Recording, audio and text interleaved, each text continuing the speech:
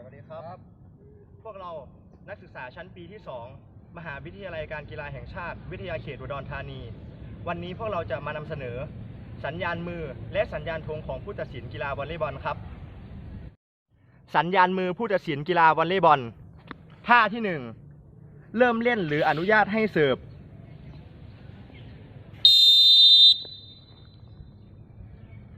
ท่าที่2ลูกบอลลงในสนามแข่งขัน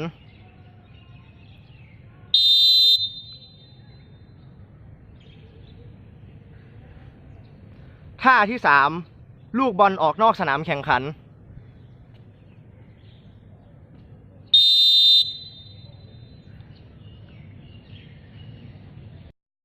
ท่าที่4ลูกบอลถูกผู้เล่นก่อนออกสนามแข่งขัน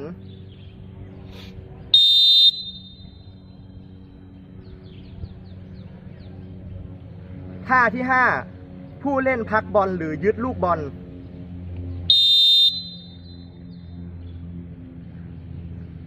ท่าที่6ผู้เล่นแดนหลังลุกแล้วเท้าเหยียบเส้น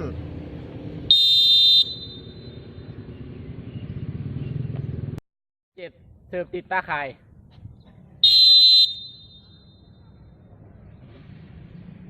ท่าที่8แดนหลังเล่นบอลเหนือตาข่ายเขตลุก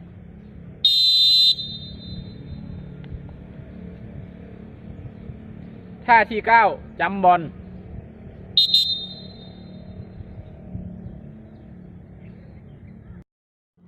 ท่าที่10เตือนถ่วงเวลาการเล่น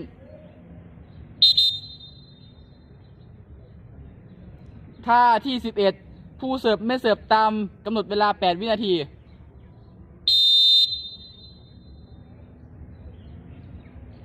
ท่าที่12ผู้เล่นทำการเล่นบอลเกิน1 ครั้ง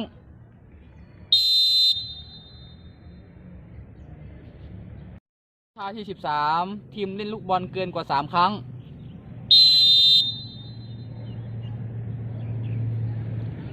ท่าที่14ผู้เล่นทำการสัมผัสตาข่าย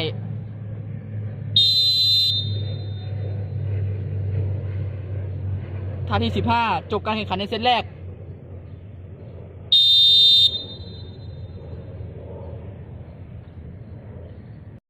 ท่าที่16จบการแข่งขันในเซตสุดท้าย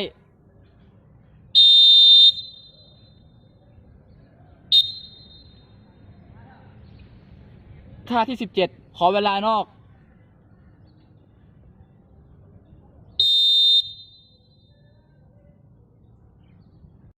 ยานทุ่งผู้กำกับเส้นกีฬาวอลเลย์บอลท่าที่1ลูกบอลลงในสนาม